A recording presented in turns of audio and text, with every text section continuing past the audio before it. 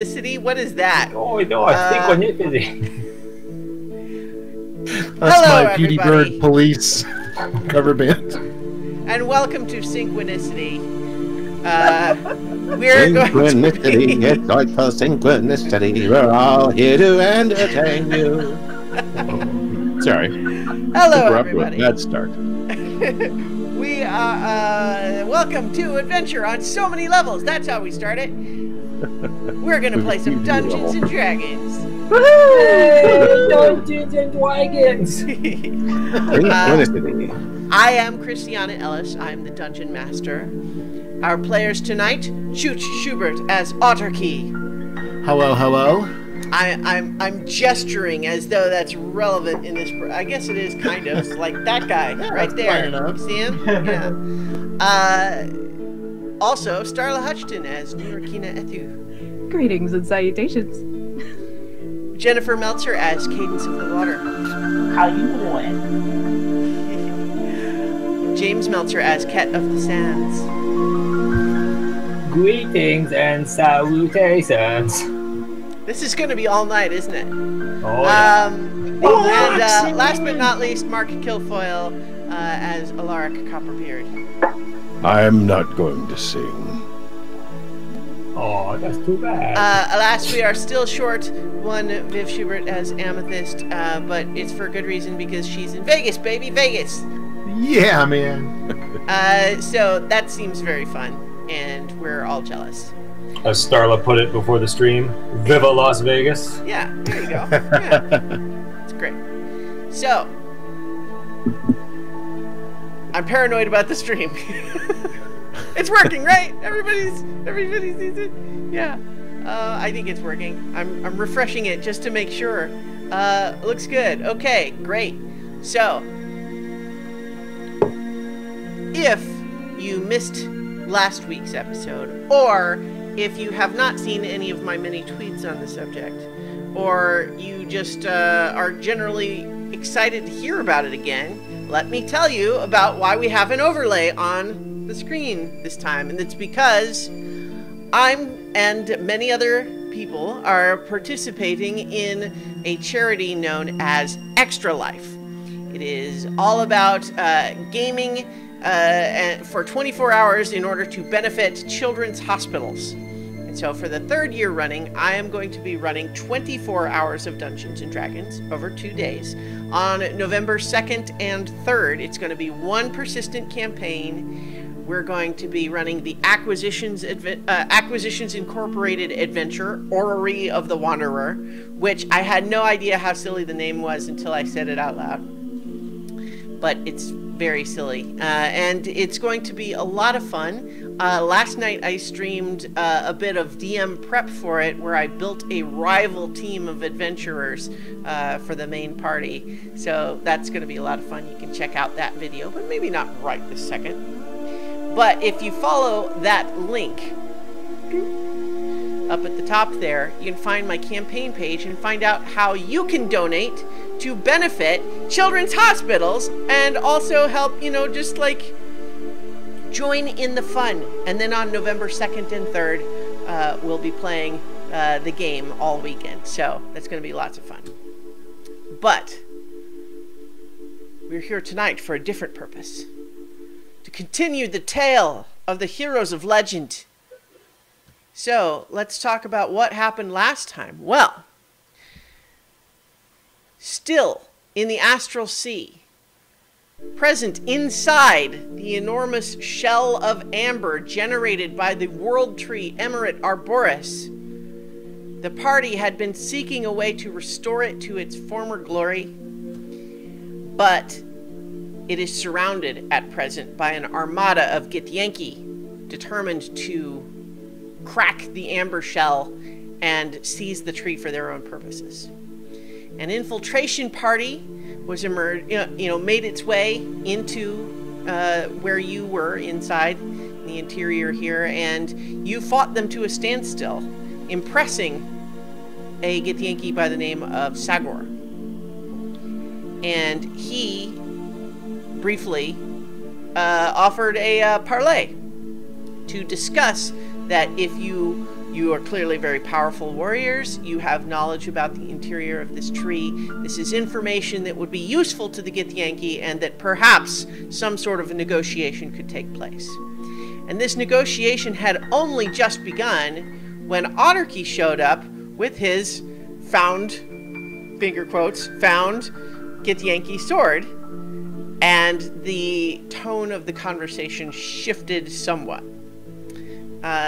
The Githyanki immediately demanded the sword's surrender, insisting that it did not belong in the hands of one such as Otterkey, and declared his intent to fight to the death to take it away, even if that death was certain.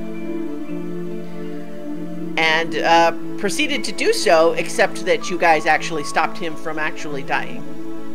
His two companions were so lucky.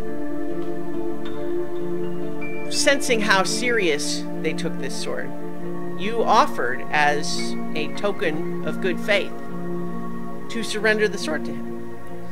And this calmed him somewhat, and he decided to continue this effort to negotiate. And so, with the help of your little amber dragon friend, Arius, he created a tunnel in the amber shell so that you could emerge and go to meet the Githyanki Supreme Commander, who would be the immediate step before you could ever conceivably talk to the Githyanki Supreme Commander,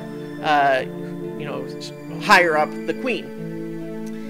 But you had also learned that there was an ally, a non-Githyanki ally that had joined with the Armada. As you traveled outside this shell again, you saw that the hundreds and hundreds of Githyanki astral ships and dozens of enormous monstrous creatures now known to you as astral dreadnoughts. I said that, didn't I? I told you that at some point? I thought so. Okay. Now known to you as astral dreadnoughts, poised to begin their assault on the amber shell in earnest. But you had been previously warned that that would likely kill the tree if they were to actually follow through with that plan. You were brought through several layers of security and eventually brought face to face with Supreme Commander Grankar, who also introduces to you their ally, Queen Solomonia of the Dawn Court, a Fey Queen with whom you have some history, but never direct face-to-face communication.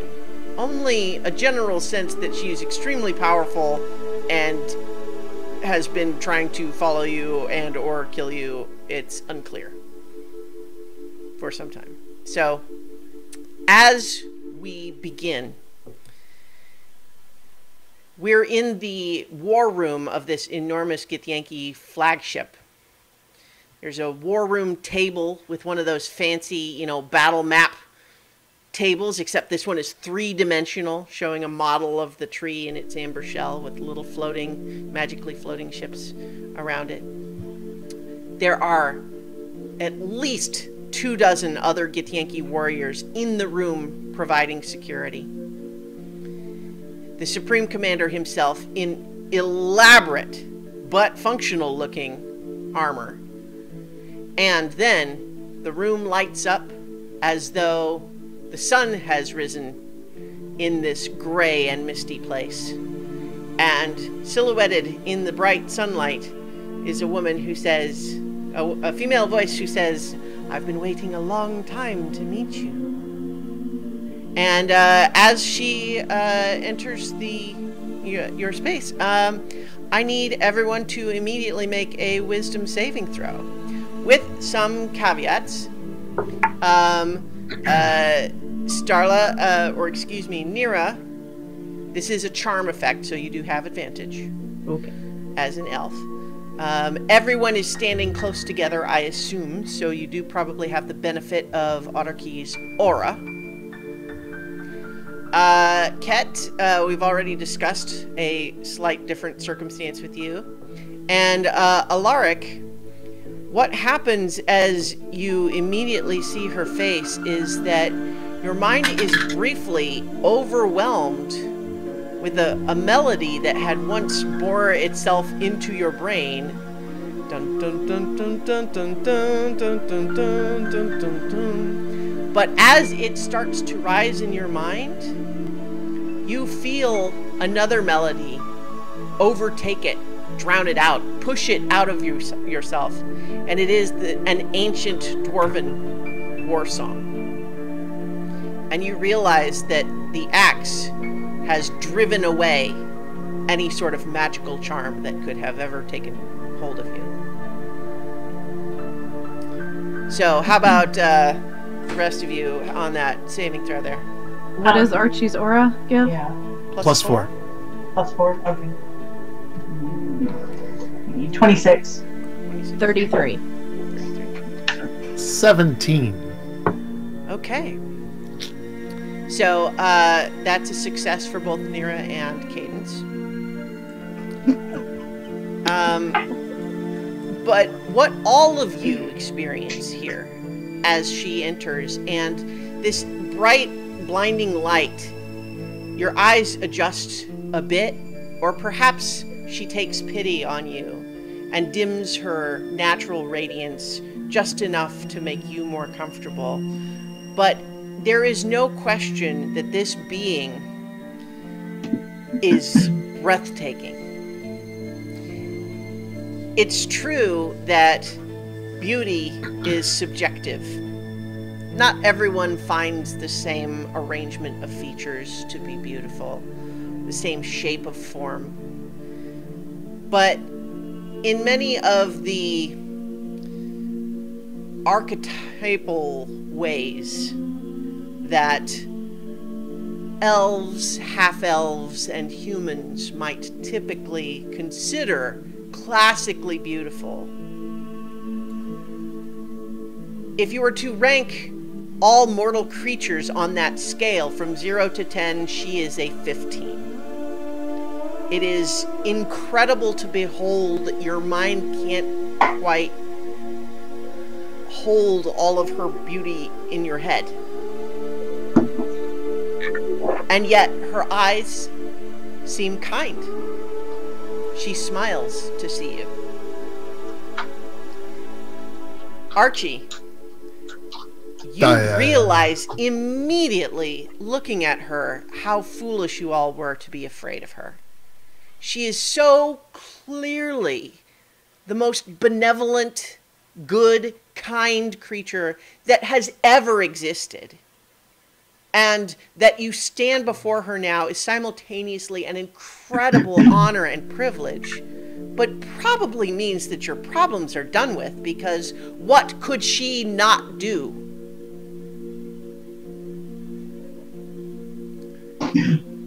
Ket, you feel similarly, but you are also especially angry right now because when the Supreme Commander introduced her, he said only Queen Solomonia of the Dawn Court.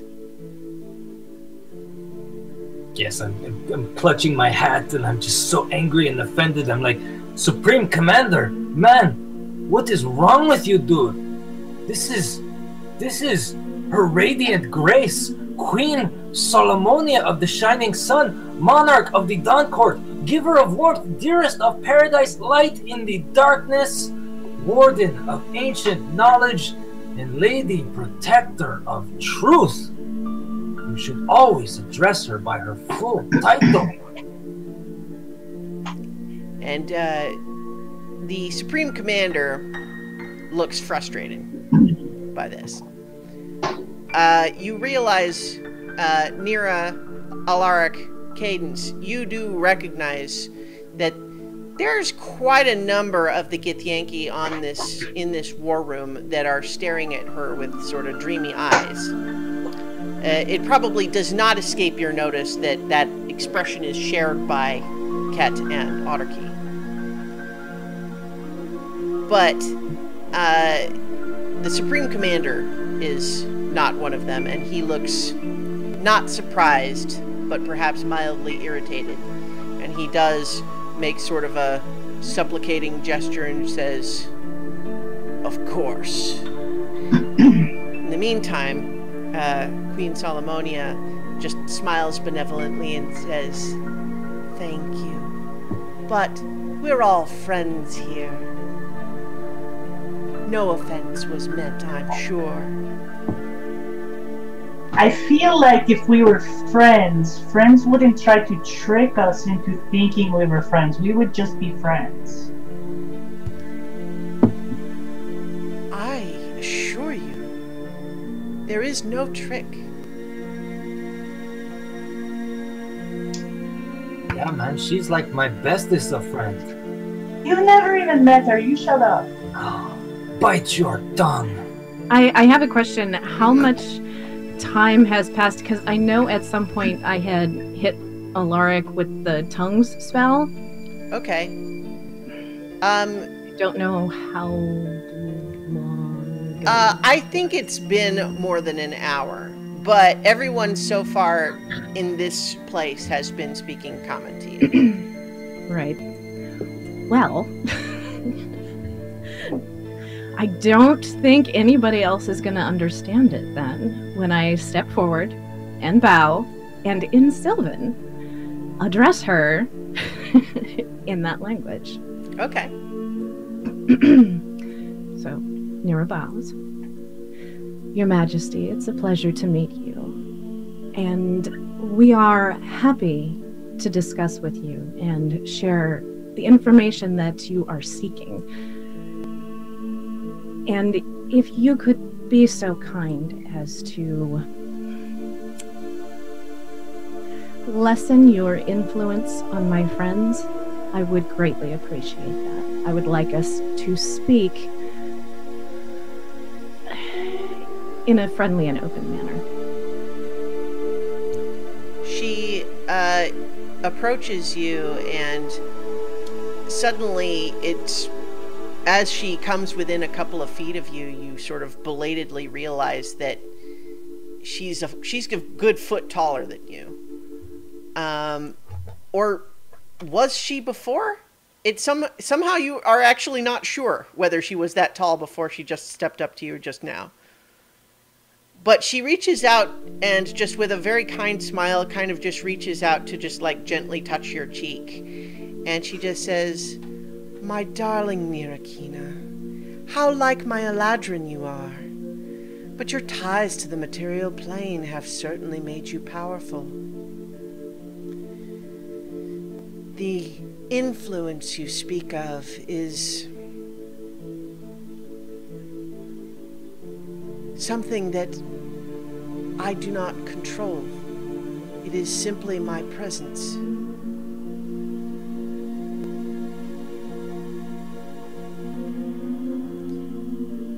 Did she reply in common, or was that in Sylvan as well? No, she's speaking back to Nira in Sylvan.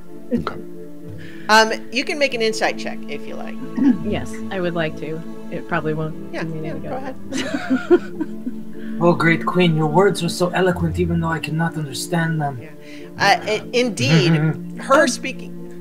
I just rolled a natural 20. Oh, very 11, nice. Okay. so- Yeah, so just her speaking in Sylvan, like, it sounds nice. It's a beautiful language even when Nira speaks it.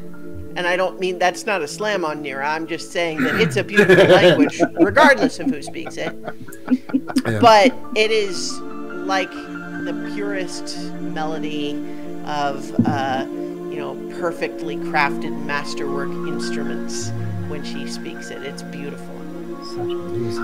What is the total for your insight check with the natural 20? 31. Okay.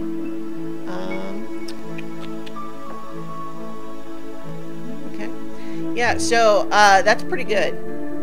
Yeah. So what you learn from her when you look up at her and you think on all of the things that you've ever learned about the nature of the Fae and how their societies function and the different existence they have compared to mortals. What you recognize first is that it is possibly true that this is just an aura that she exudes, that she is not doing it purposefully. However, it might be that she could choose to limit it if she wanted, but is choosing not to do so at this time and telling you that it's not something she's doing on purpose. While I understand your nature is incredible, I worry that some of my friends will be ill at ease if, I specifically look at Archie and Ket, not fully themselves.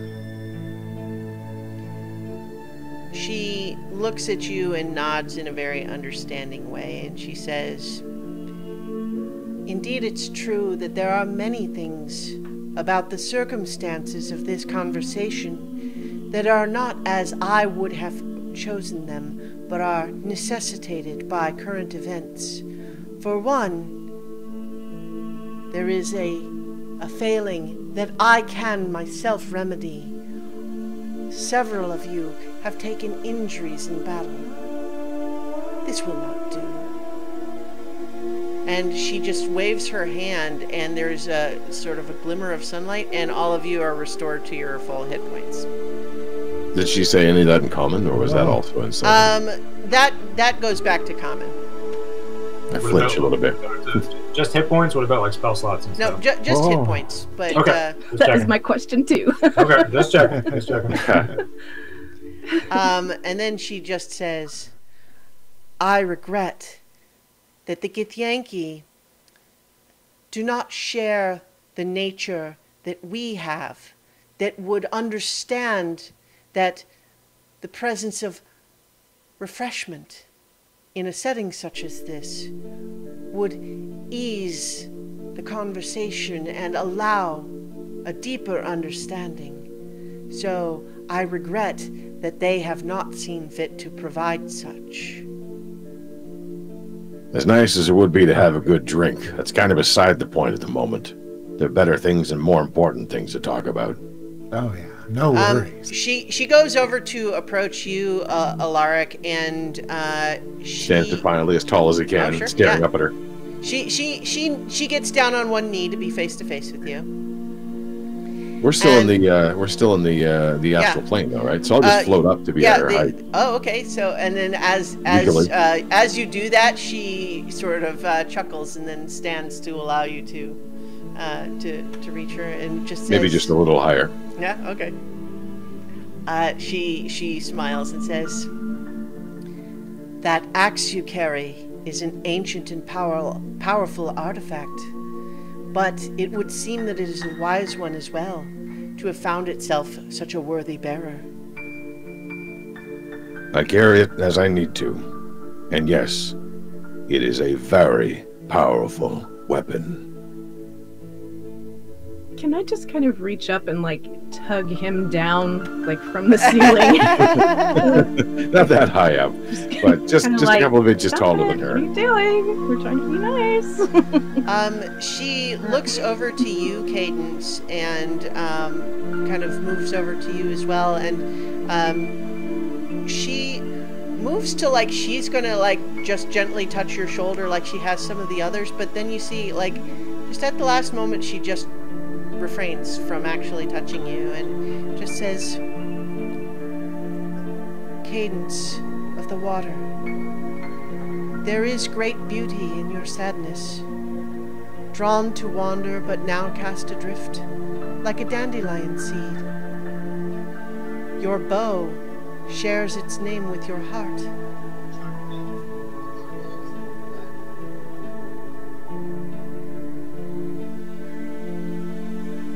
What do you know of my heart? I know many things. We can discuss in time if you choose. But there are pressing matters at hand now." And then over to you, Ket, and says, "Ket, my darling, And she cups your chin in her hands and is just looking down at you dotingly and says, she says, at the request of your companion,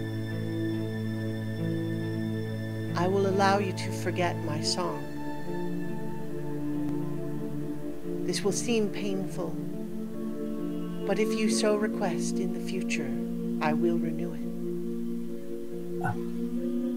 And as she says that, the charm effect you were under does recede, and there is still no question she is incredibly beautiful, obviously very powerful, impressive, but you're no longer compelled to feel anything other than what you normally would.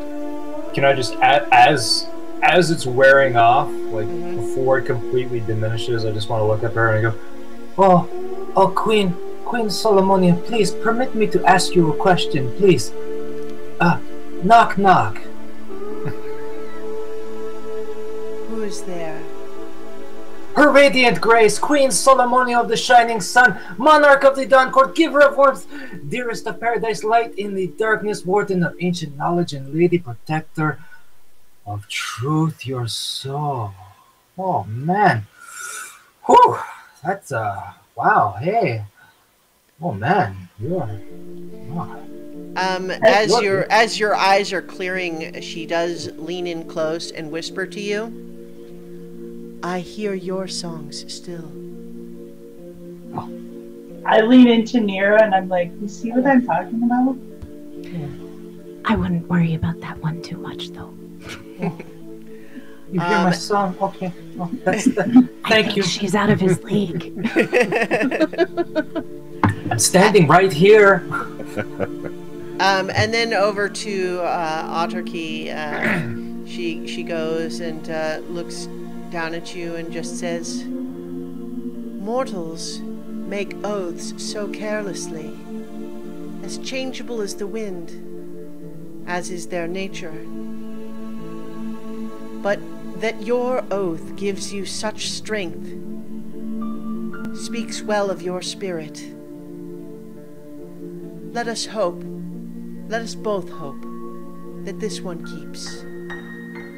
And as she caresses your forehead, just kind of a gentle stroke, you do feel the charm effect fade. I'm so glad that worked. Thank you. So she steps back now and says,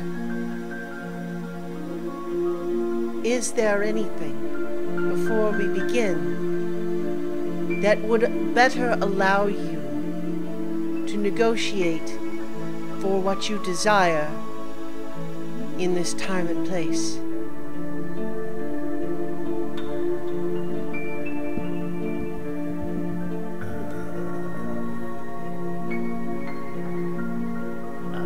Well, we certainly didn't have much time to prepare. We weren't quite expecting this. We've been preparing for this for ages. We know exactly what we need and what we want. Maybe we should ask her to bring Melicanth back for a little parlay too. I think she should stay where she is. She's safe where she is, hopefully. Is she safe where she is? We don't know. Exactly. If we don't know, that can't be taken from us. Unless she's the one who took her, Alaric. Maybe. Yeah, maybe. I'd like to have my lawyer present, please. Maybe you know her. Her name's Melicanth. Can you get her over here? She smiles and says, we shall discuss Melicanth in due time. Okay. But Thank you.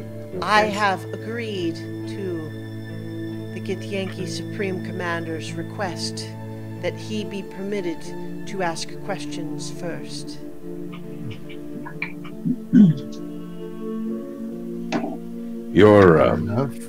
Your presence here isn't a random happenstance. course not. Who's aiding who here? Are you unfamiliar? So unaccustomed to cooperation, the notion of a mutually beneficial arrangement strikes you as untrustworthy? In my dealing with the Fae so far, most bargains are one-sided.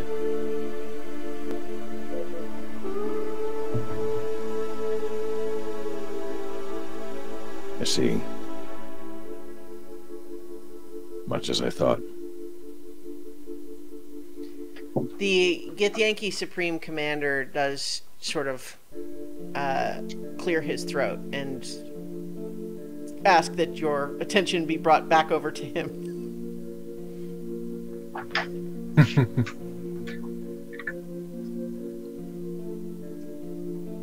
It's clear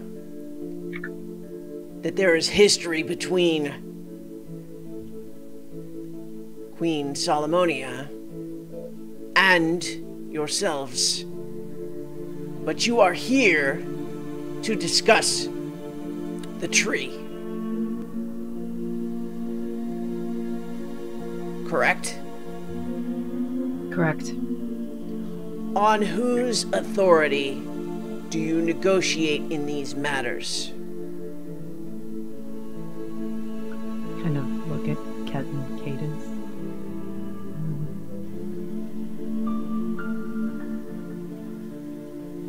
On behalf of the people of Emerald Arboris and, well, all living beings across the multiple planes of existence.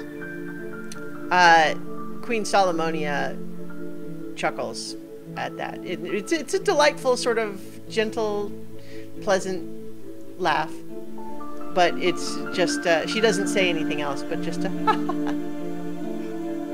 sort of a delighted little titter. But Supreme Commander says, I doubt that you have the authority to speak for all living things, but given that you do have what might well be the only currently conscious resident of Emerald Arboris, perhaps that one stands. How is it that the two of you have not suffered the fate of your brethren? We weren't here when it happened. We were traveling by the tree. I think we were some of the last people to ever utilize the tree for travel through the many planes before what happened, you see. We were a party of 5, and we were separated from our companions. He's nodding as you say this because you get the impression there's an exchange of look with Sagor, who is in the room but standing off to the side. You get the feeling that he's certainly already shared some of what you told him, but he's asking some of these things on his own. And he says, what then would you see done with the tree? The tree needs to be restored. It needs to be returned so it can become healthy again, so that it can resume its purpose and open up the avenues of travel that it once led. And it needs to be protected, so this does not happen again. The tree restored, the avenues of travel open, under whose control? The people who always control it. Under the control of the tree. I think that the tree would decide who should go and not go through its many branches, no? It doesn't quite work that way. But to a certain degree, people would come to Emerald Arboris and they would train with the monks to learn how to properly use the tree.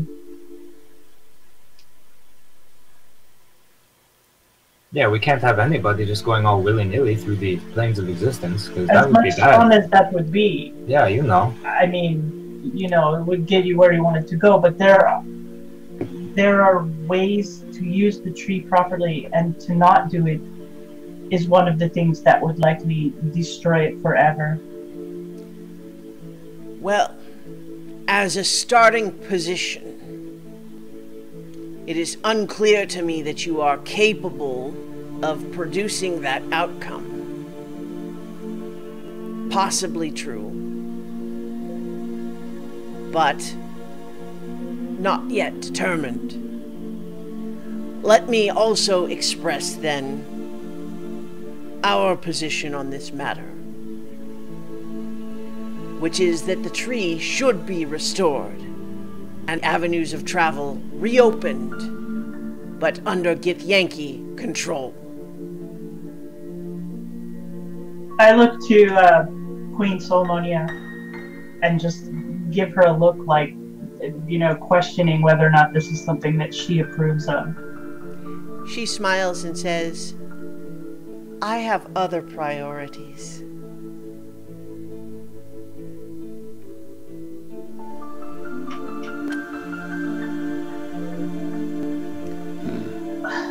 What do you know of the tree? Who are you asking? I'm asking the Supreme Commander. Okay. He says, my people have ruled the astral plane for tens of thousands of years, making use of its natural portals to raid planes across the multiverse. This is our nature. This is our life. This is our history. We have stories of the Amber Tomb going back for much of that time.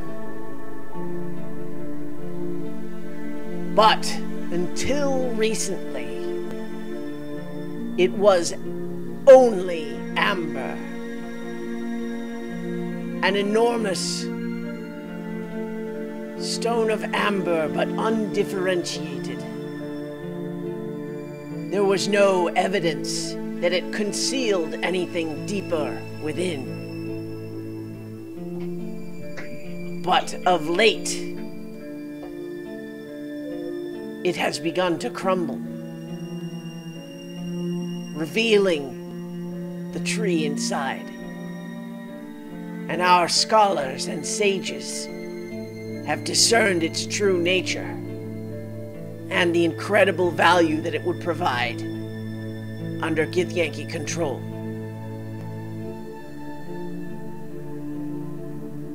So we have sought to claim it. I understand that that is part of your nature, that that is your culture, and that it's something that your people have done for tens of thousands of years. But the tree would not suffer that kind of purpose, to be controlled. It is not to be controlled. The tree itself should be free. But there's more to it than simply travel. With this tree as it is now, in the condition that it is, in the place that it is, the smallest disturbance can wreak unimaginable havoc across the plains. And when not so small things happen, it's only worse. Without this tree being put back in place, not everything is in danger. There will be no more places to raid. There will be no more Githyanki. It will all unravel. He glances over to Queen Solomonia with just sort of a, looking for her take on that question. And Queen Solomonia says, "There are many shapes that the future could yet take, and the one that she describes is among them."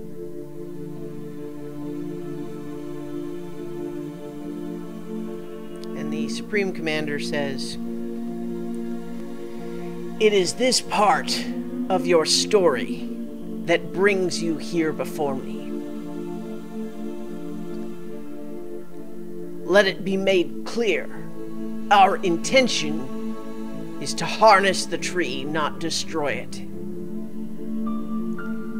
And if you would see it not destroyed, then it would be in your interest to tell us how to harness it without destroying it."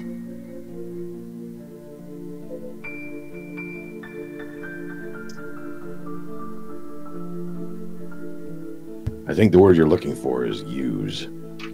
Harness is probably the wrong one. Yeah. That implies too much control. You don't harness a road, you use it.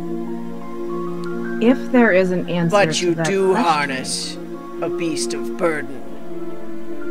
The tree is not a beast of burden. It is not a horse. It is a road, much like Alaric has said.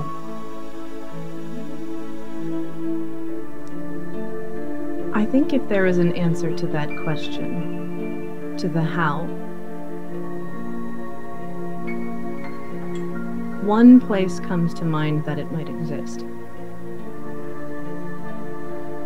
In the place this tree used to stand,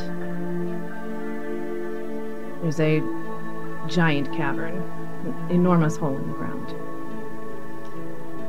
And at the base of this crater is a dragon. And something else much more powerful. Something that uprooted the tree itself. And beyond that, there is a book. At this point, before you continue, Queen Solomonia says, "The Codex Panoptica." And I think for the first time since you've met her, her expression is something other than just benevolent grace. You get the feeling that there's a hunger there when she says it. But that's all she says. I got to say, this is awesome because I was thinking the exact same thing right before you said that. Yeah, I was too, and I was like, how am I going to convey that we need to do this? Clearly the psychic vibes are working well tonight. I was legit gonna be, what if I told you, and puts on my Lawrence Fishburne Matrix glasses, that there was a dragon? The Supreme Commander seems less interested in the book and more interested in the dragon, and he asks, "Is this dragon of the same type as the creature that bored a tunnel through the amber for you?" Not exactly. But similar. I pull out the dragon scale that I have and show it to him. He takes it and he looks at it. Then he whispers, like to one of the warriors next to him. He says something in Gith, and then he just says, "With permission, I would ask to show this scale to one of our dragon allies." Please, you have my full permission. He gives it to the warrior who leaves the room with it. The dragon is not so much of a concern as the thing that guards the tree. The dragon cares only for secrets. But what guards this tree, what keeps it from becoming restored,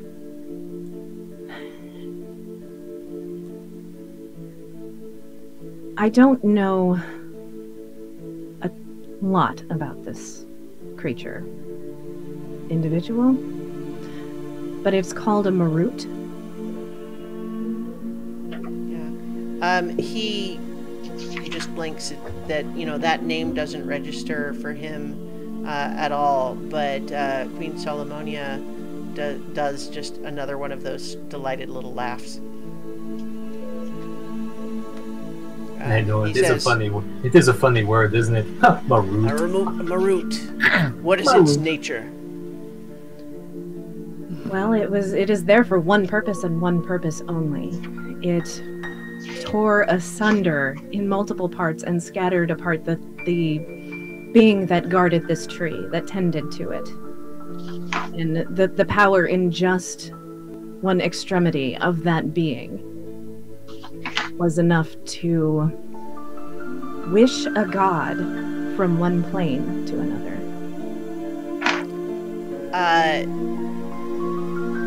Queen Solomonia just interrupts again with just like, I must say, of all of the things that have endeared the lot of you to my heart, that one did bring me the most joy. And I kind of shoot a annoyed glare at Alaric. Yeah. I Look. do sense that it has been restored to its proper place. Was this your doing also? It was, yes.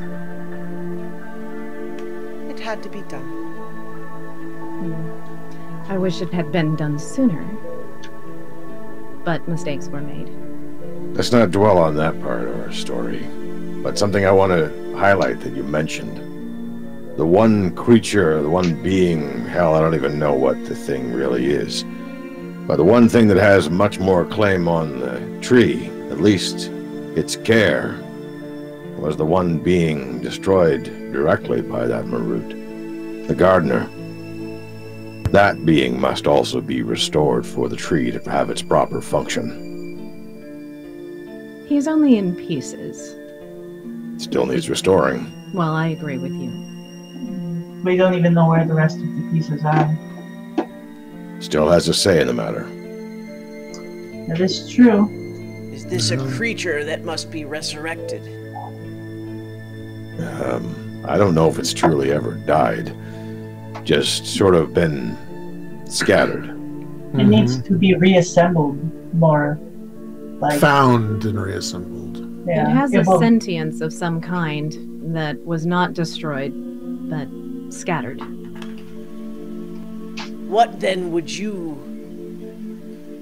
believe would allow you to restore this creature? Find its bits and bobs, really. Yes, we would need And- to be able to find the rest of the scattered pieces. And the Marut would have to be dealt with, or he'd be torn asunder again, I think.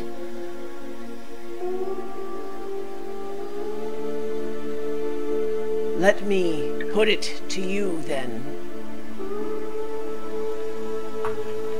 that we have at our disposal an armada of many ships capable of travel to all of the planes of existence and experience retrieving powerful artifacts from those planes. If there were to be anyone capable of scouring the multiverse and the planes for such things, it would be us. And yet, what would motivate us to do such a search? If anyone could harness this tree, could restore it so that it could be used, it would be the renegade, the caretaker. The gardener. It would be him. You want the tree restored so that you may use it. So it would benefit you to help us find these pieces and restore the one creature who could make that possible again. How are we to know that restoring this creature would grant us anything? How could we trust that you would fulfill, or that this creature would fulfill a bargain made by others on its behalf?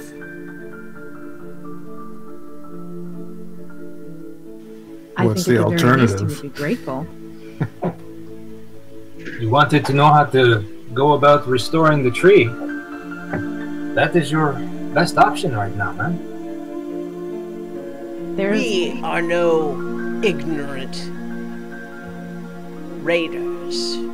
We have a queen who has lived many hundreds of lifetimes. We have scholars who have plundered the lore of 1,000 worlds. Why should we believe that only you know the true path to restoring the tree?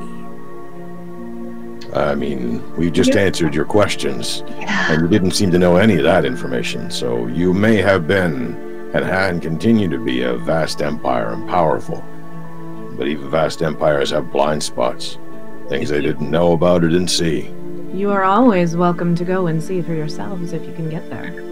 And I mean, hey man, if your scholars and queens knew how to restore the tree, then you wouldn't be asking us, right? You wouldn't be about to destroy the one thing the tree is using to protect itself. Yeah. You may have gotten there first, but you do not have an armada. It's true. We managed to get there without an armada. Seems like that's not the tool necessary for this part. Yeah. Although the part about searching the whole lot of verses for pieces and parts, yeah, that's something an armada can do very well. Absolutely, man. We may not have an armada. No, you know what? We do have an armada. We have an armada of love, man. Oh, God. Oh my god. That party doesn't speak for us. That's not the point. He tries, but it's not the point. You want to have access to this tree. We've told you the best way that we can begin the process of making that happen.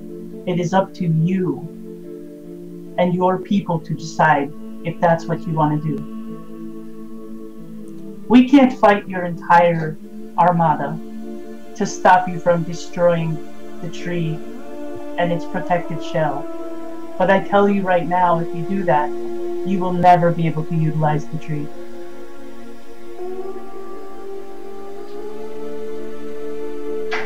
Make a persuasion check. With advantage. Okay. Oh, that was nice. Persuasion. 17. 17. He's listening to you, and he's clearly taking in your words. You know, he's listening to you. It's I think, you know, his demeanor, I hope, suggests to you that he is not dismissive of you as individuals of skill and experience. But he also seems to feel like you are underestimating the skill and might and resources that they can bring to bear on solving this problem. So, yeah, so I guess I could just have him say these things. What he says is, if indeed our plan to simply smash through the shell would be harmful, we can postpone that. We have had some luck with smaller parties making it inside, as you have seen, as you accomplished yourself. But it does not seem to me like we have done anything at this point beyond have you warn us of one possible means of failure. The idea that only the path you suggest could lead to the outcome we seek, and that dependent on the whims of an extremely powerful creature that you do not speak for. This is not an appealing bargain.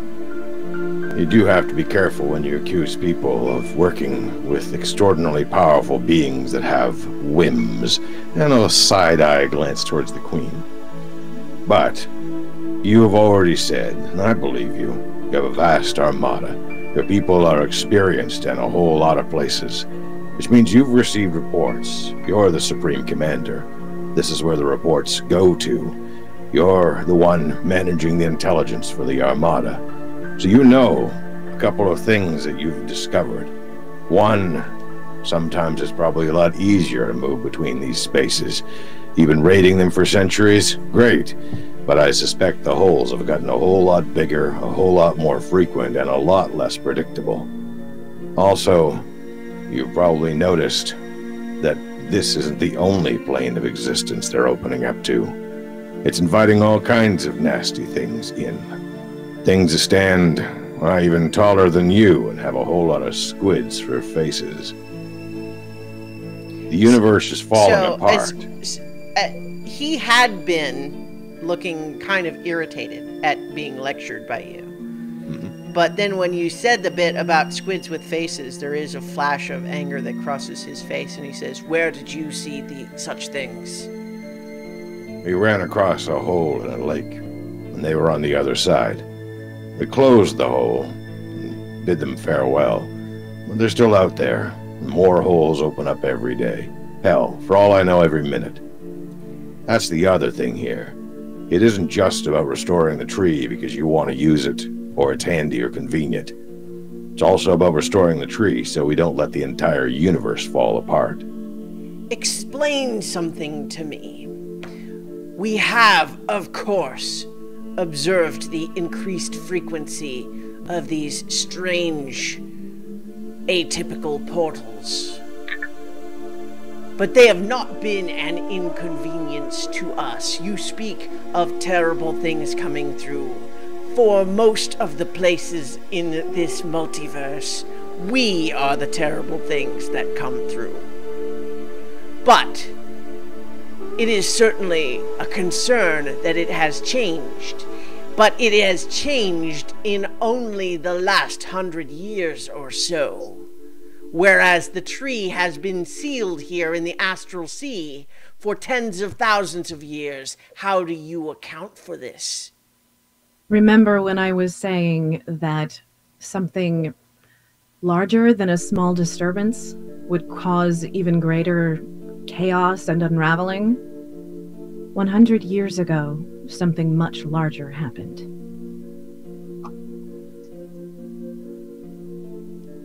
He gives you the go on gesture. It is this something that we are attempting to rectify. But us fixing that will not fix everything so long as this tree remains in its current state.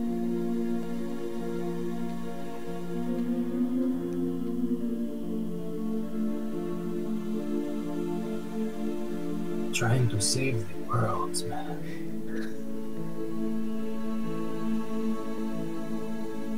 There is much of this situation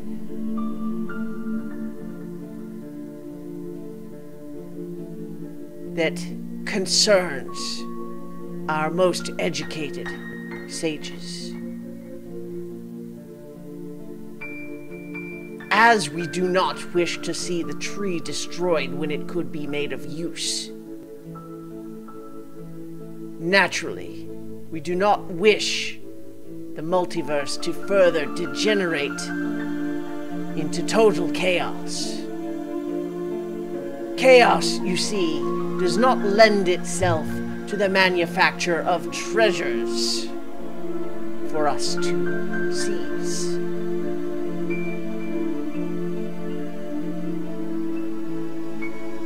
It is not our wish to see the universe end. However, it seems as though you would have us do your work for you, for barely the promise that some other being might grant us some sliver of what we could possibly attain for ourselves. So I'm gonna look at Alaric. I'm gonna say, You knew him better than probably any of us. What do you have to say? Yeah. Well, the gardener wasn't exactly a being of words, but feelings, memories. A being of... Okay, maybe Ket's right a little bit. Love. It gave up all of its existence, turned its back on a whole lot of things to make sure the tree flourished, to make sure that that bond between the universes was kept. I don't, we can't promise you everything. No one can. Not even very powerful Fae can promise everything.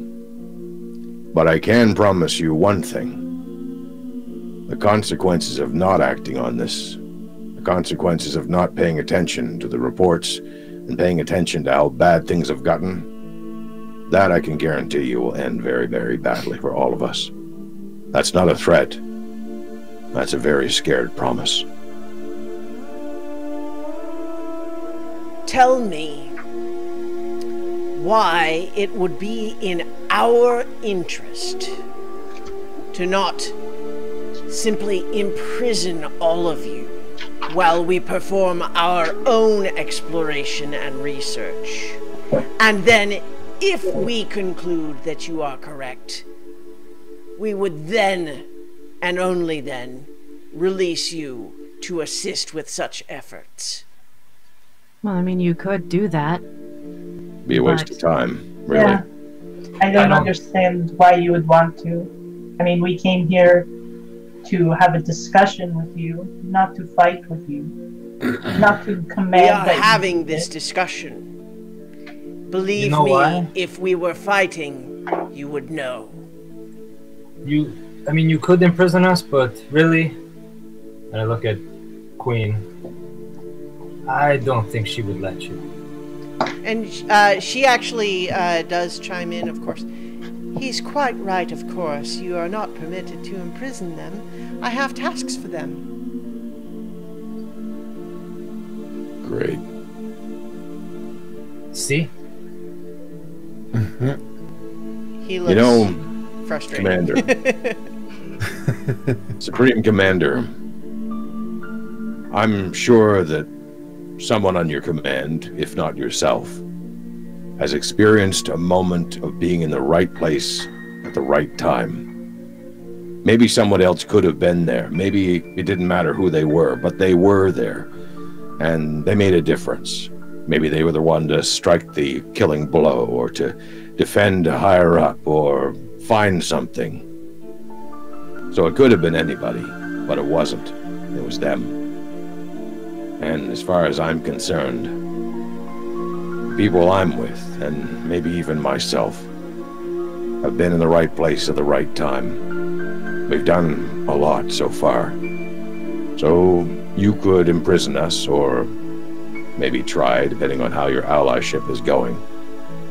Or we can work together, and you can have benefit of our resources as we are working towards a common cause. Frankly, I wouldn't mind a few hundred years off. Sounds like a vacation. I mean, there might not be a few hundred years. We could all die in the prison because the universe collapses. And that would be kind of a waste, because I've put most of my stuff in this universe, even though I keep losing it in places. I'd still rather have that chance. And I'm sure, as we discovered from your noble soldier, you understand the value of things. You understand the value of that honor and that loyalty to history, to each other, and to existence. But you have us at a disadvantage. You're right, we could be fighting right now. Maybe we would win, maybe we wouldn't. Either way, the outcome would be bad. So we're talking, and we're trying to move forward. But I have to say again, there is urgency here. make a persuasion check Oh dear. with advantage. You guys are making some compelling arguments here. How compelling was that? Let's see. 26. That's pretty good. Pretty compelling. He takes a moment to sort of reflect on all that you just said. And he looks at you and just says, "My people speak of an opportunity seized.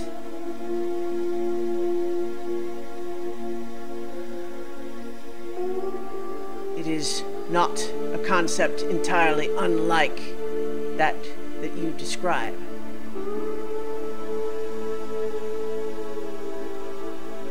He looks over to Otterkey and says, "You have not spoken much, but I have something that I would ask of you. Yes. My Kithrak says you wielded the silver sword.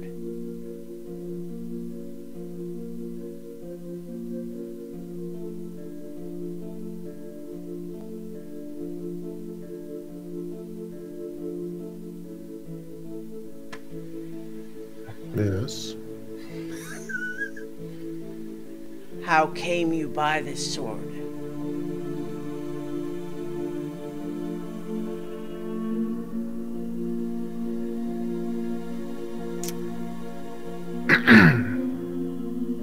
This isn't our first run-in with your kind. He nods. This is there. You get the impression, looking at him, that there is no other explanation, because there is no possible way that you could ever come across one of those swords and have it still, unless you had killed the person who bore it before. So In you his get the defense, feeling he was a different person then. So well, you get the feeling when you give that answer that it was a test. He was seeing if you were going to lie about it. Gotcha. But he continues and he just says, "There's a reason that this is a sword of the Githyanki, to the exclusion of all others.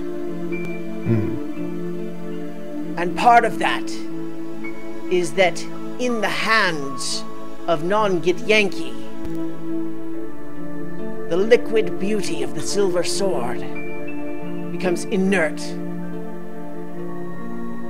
And yet, I'm told you wielded it as a Githyanki might. How do you account for this?"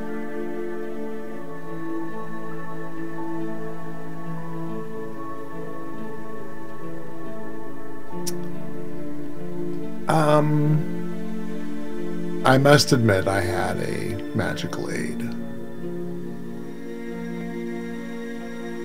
Yes? An item to I guess, mimic an aspect of your species.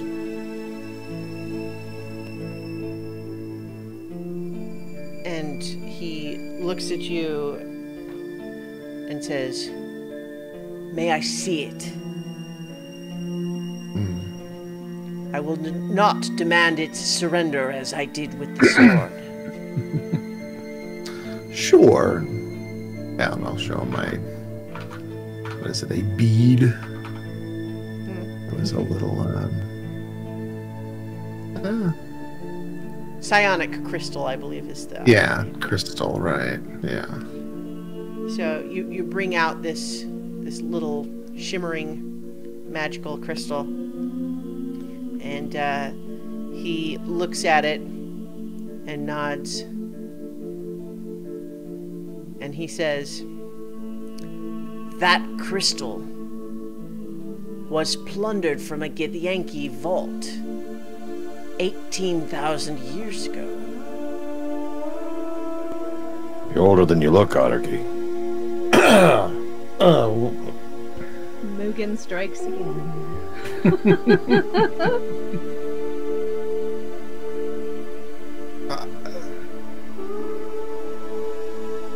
It's that unique? You know, can tell? If you were Githyanki, it would be as plain as the letters in a book. Oh. It speaks its history to those who can understand it. There is a ritual that Githyanki go through to earn the right to bear a silver sword. Those that succeed are known as knights. Even some of our highest ranking generals do not bear such a sword, because the ritual itself is extremely dangerous. But that such a crystal found its way to you and allowed you, a non-Githyanki, to attune to that sword gives me pause.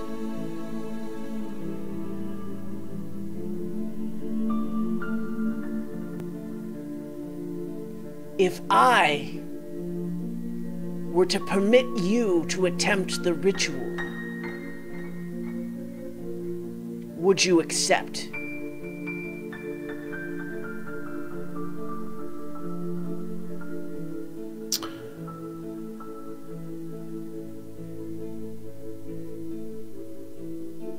Well, it's a fine sword, and it would certainly be an honor to do such a thing. But what would that gain me?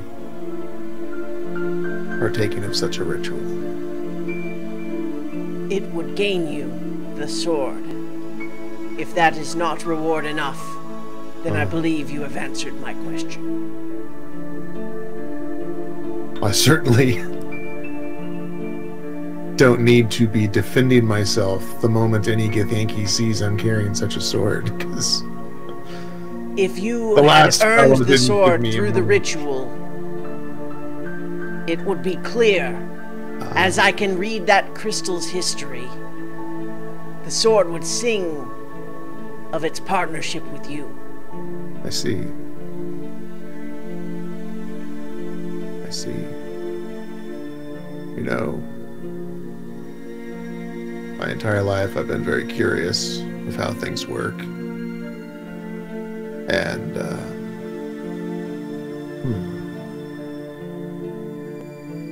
I mean, such an opportunity I don't know that I could pass up to get to know your people better, to understand you, perhaps help in an alliance.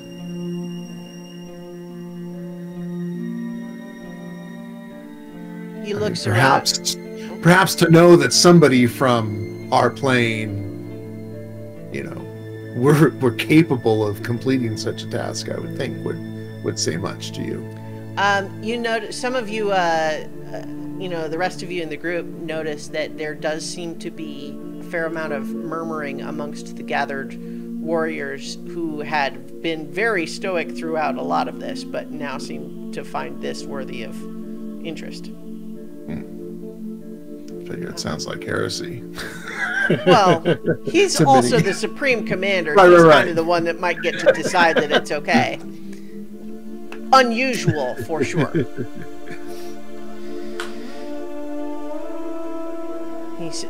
But he looks to you and says,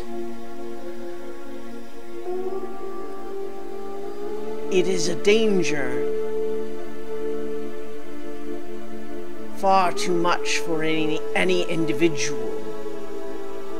But it is the ability to lead others. It is a trait called for in a knight. Would your allies assist you in this ritual?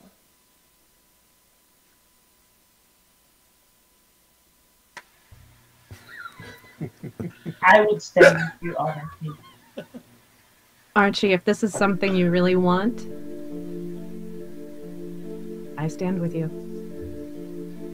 I have no reservations. You be you, man. Well, will you help him be him? That's what he wants to know. Heck yeah, man. I'll help anybody be anybody. Indeed. Queen Solomonia speaks to the Supreme Commander and says, I'm going to be very cross with you if they die. I will be pleased myself. He says at this point, the typical means of beginning this ritual is to seek out one's target. However, in this case, there are many such already gathered nearby. Your task is to slay an astral dreadnought. Can we get a best first? We gotta slay it? Or, like, can we slay it, or can we just, like, subdue it? We have to destroy it, like kill it outright. That Or- is the task. Okay. Can we like take a little nap before we do that? I mean, we've had a long day. We killed like a demon, and like, oh, it was just a disaster. We're all very tired. Yeah, man. Certainly. Even your warriors, even your great armada of warriors work on shifts. They do not work 24 hours a day, 7 days Yeah. a week. They need their rest. And they work We on could use shifts. some time to prepare, is Yeah. what I think they're trying to say. We're at the tail end of At our this shift. point, he's saying, need I remind you that on the astral sea we neither hunger nor thirst nor tire. Yeah, but we were like, Yeah, man, but you know. You still run out of arrows, you still run out of bolts. Yeah, man. Your request is acceptable. Thank you. Your person. Thank you. Supreme Commander. Yeah, thank you, That Commander. is Supreme Commander. Supreme Commander. Supreme Yeah. Commander. Yes, it's important. indeed a huge task, a huge undertaking. But Yeah, man. Delay We can do not. that. This is something we would see done. And whether you are successful or whether you are all killed will obviously impact the greater mission. So, we would see it resolved one way or the other. As I'm soon sure we as won't. can be made to happen. I'm sure we won't all die. yeah, No, not it's all of us. probably you. No, it's probably Archie. Yeah. You know. But I we mean, we'll bring you back, man. It's okay. Yeah. It won't stick. well, No, man. Is this acceptable? Is this acceptable to the Queen? She looks briefly thoughtful and then says, I suppose if you were to decline, it would create a disharmony that would make you less suitable for my purposes. As such, you have my blessing. Oh, I'm relieved. One question, Supreme Commander. What is to be the battleground? Where would we be fighting this thing? The battleground is love, Alaric. No. Stop! Love is a battlefield. Oh my god, now you're gonna make him sing that song. He can't sing anymore because Yeah, he's being stripped away from. Yeah. Yeah, Anyway, I forgot. yeah. So he says, "You are to engage the dreadnought in its natural environment, the mists of the astral sea. There will be no cover. Nothing to hide behind. Just you and the creature. Okay. You wanna like tell us some of his weaknesses or anything like that? You know, just give us I don't think He it looks hurt. at you like you're stupid. Like that's like, what are you talking about? I mean, you know, Yeah, certainly. I'm not. Uh, Me, Christiana, is not thinking that's a stupid question. Little But fucking the Supreme colonnade. Commander thinks it's a stupid question. Certainly, I get the Yankee Warriors raised with certain knowledge that you I know. mean, hey, man. I mean, the only stupid question is an unasked one, right? Shut your mouth, Mira. All right. So we will have the advantage. Then we will have to make it cry in pain. We will make that's the quarters available to you on this ship. Okay. Okay. Are you going to be watching, or do we have to bring back its deceased corpse for you to see? They're pretty big. Head. We want will something? be watching. Never had Okay. I think it's And mostly you head have out. not fought a creature native to the astral plane before, or else you would not ask the latter question. Right. There will be no body. The trophy will be the tale of the battle told by the sword. Speaking of tails, man, can I get my dragon scale back, please? He kind of whispers to one of the other guys and says, "It will be returned to you. It is currently being examined by our dragons." Oh, okay, all right. That's cool, man. I'm just making sure that you still, looking at it. It's fine. It's very pretty. Thank you. Before we disperse, in Sylvan, once again, I would like to address the Queen. Was there anything else we left out that you wish to know? I suppose that the requests that I would have of you will need to wait. After all, you will not be able to accomplish them if you are to perish in the ritual tomorrow. Rest assured that I will be filled with such sorrow were that to happen.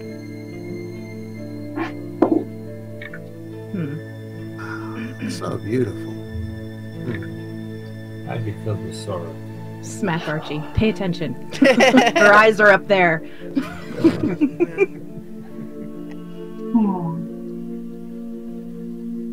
But the one thing that I would share with you, with all of you, is that I know your experiences with aspects of myself in the past days have given lessons to each of you that would perhaps lead you to fear my wrath. But I wish to assure you now that that was before you did many labors which have endeared you to me greatly. And as of now, I feel only affection toward you. Can I make an insight check? Yeah.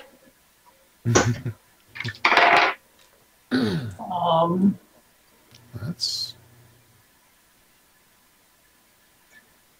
Say 22. She, as much as you can tell, she means it. She seems extremely sincere. Okay. There is not a hint of deception on her anywhere that you can see. that's great. It's always great to have friends.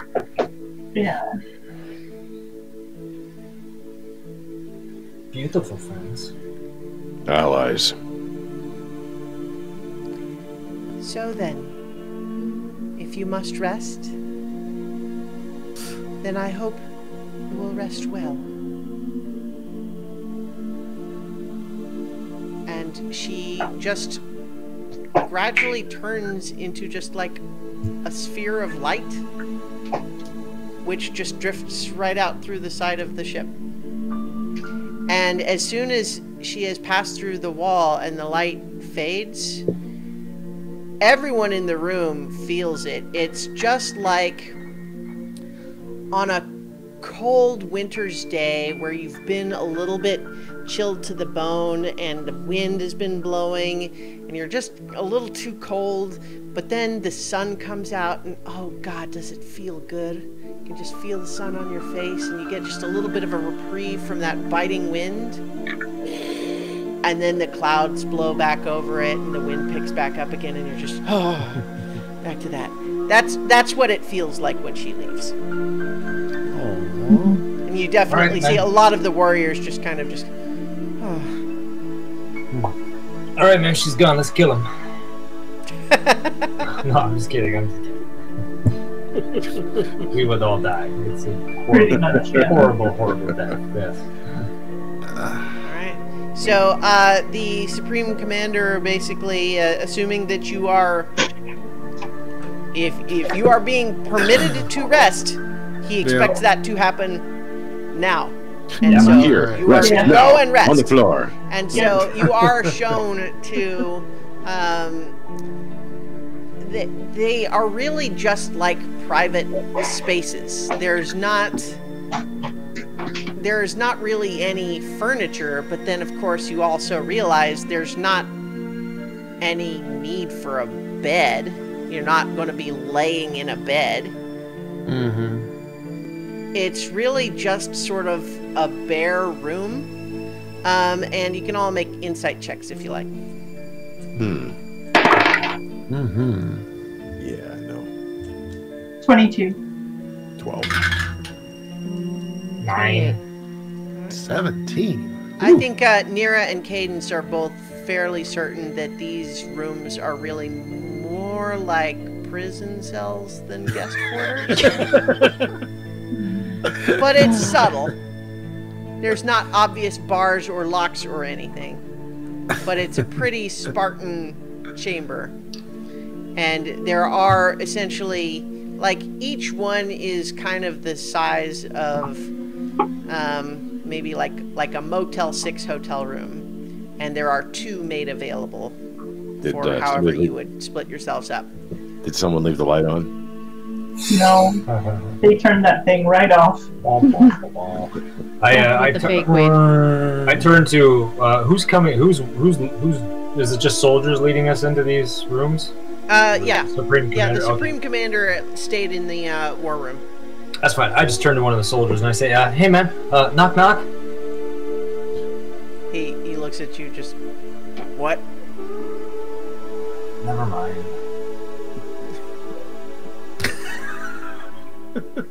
Yeah, sorry, he doesn't know that one. No, that's fine. That's perfectly fine. They are not the ones who knock. So are you all piling into the same room? I mean, technically there's room for you to do that if you want, but however you want to do it. I think based on the circumstances, we should all pile together. Yeah. Or we at least want to chat. Sure. Yeah. I mean, you could probably even put up the mansion. I can't. I don't have the No, spells you for don't have that. the spell slot? Okay. No, man. All Nope. right. All right. Should we It's also operate clear under... and not kept from you that there will be warriors standing outside the room. Sure. Yeah, So should we be operating under the assumption we're being listened to? Yeah. Probably. Yeah, I think so. Okay. Yeah, Alaric. What? Yeah. What? You need to watch your Well, if lips. Nira has any How spells, would if Nira I has know? any spell slots left before we sleep, she could always cast tongues, and we could just speak in a different language. Let's see who. Let's see. Let's see. Cadence and Who Cat knows don't know Dwarvish? Quotoan, do they? No. No, right, no. Although you can cast tongues on them and we could speak Coaton. I only have well, I mean, I could, but I'm operating under the assumption that there is some sort of psionic mind reading thing going on. I have fancy resistance to that. Yes, but none of the Look, rest of us do. let's just talk about the upcoming fight. The rest we will have our own. I mean, How yeah. about we just If- go to sleep and just fight? Oh shit! You know what, guys? No plan. No shit, No. guys. I do have a level 8 spell slot open. I could cast Dimension. Should we do it? I don't want them to think we're not here, though. If we Well, we vanish can in the just tell mansion. them, be like, look, we're going in our mansion now. Just knock if you need something. Yeah, if you need something, just knock on this weird space in space. I mean, I'd want to check first. You could invite one of them in We're so that they could come in to make sure that we're still here. we're on a bit of a tender situation here. Yeah, let's not. Let's. I don't want to provoke Yeah. it, but avoid Yeah. it. It's fine. Yeah. We've reached an uneasy peace, but at least it's a peace for the moment. Yeah, that's fine. Yeah. If we can do this, it might be more than I mean, Yeah. Mhm. what do we know about these? Why don't we talk a little bit about these astral dreadnoughts, man? Do we I know mean- anything about them? They're big. Other than that, thanks. They're under Queen Solomnia's control right now. Although, Right. Under presumably, some in this sort case, not for that.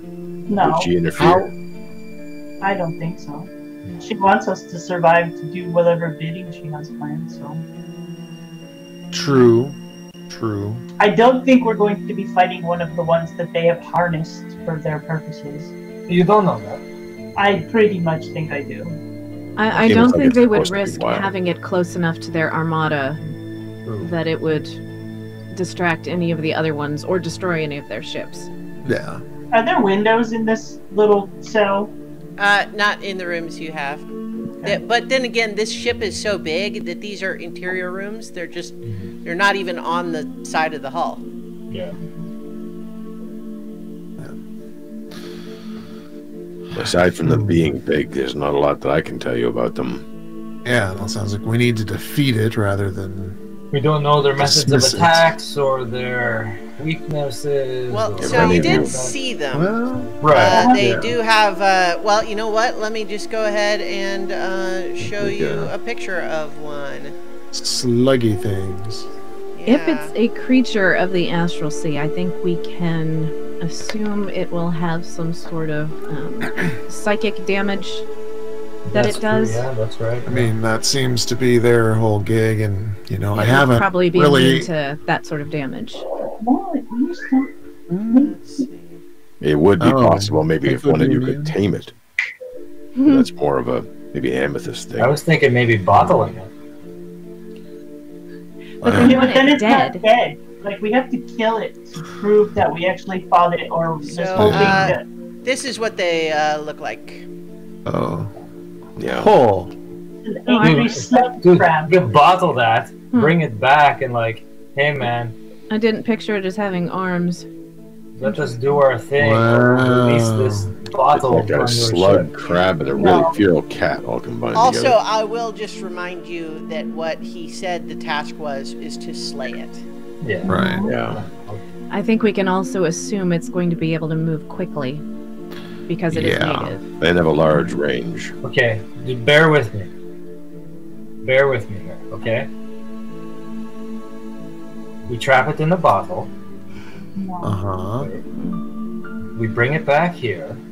We fight it a little bit, obviously. We trap it in the bottle. We bring it back here. We release this wild dreadnought within the vicinity of the area.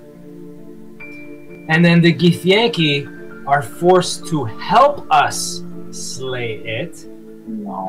therefore showing them how we can all work together. By No. definition, that means we didn't do it. Yeah, Yeah. that's not the point of this whole thing. This whole thing is I like that the thought. I like the All right, thought. okay, man. I'm just throwing out plans. Don't. It's not set in stone, man. Don't shoot the messenger. I'm just trying to, talking out I loud. sit down in the corner and I just like lean back against the wall and close my eyes and just tune out of this whole conversation. She's tired. It's okay. If we can distract it or confuse it, that's probably our best bet. Attack it from multiple sides. Hope that it can't just clear us all out. but I have a good Yeah. defense.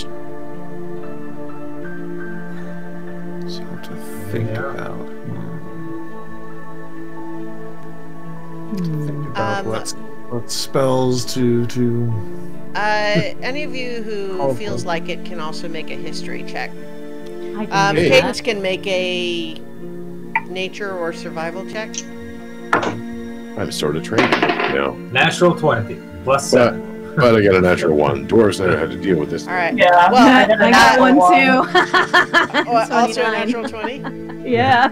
Okay. Wow. Well, I'll Remember say the last then time I that rolled what one. both Ket and Nira recall is that what Mugen said about the reason that the Githyanki had to be stopped from their plan is that the creatures they've harnessed have an anti-magic quality to them, and that is what would kill the tree.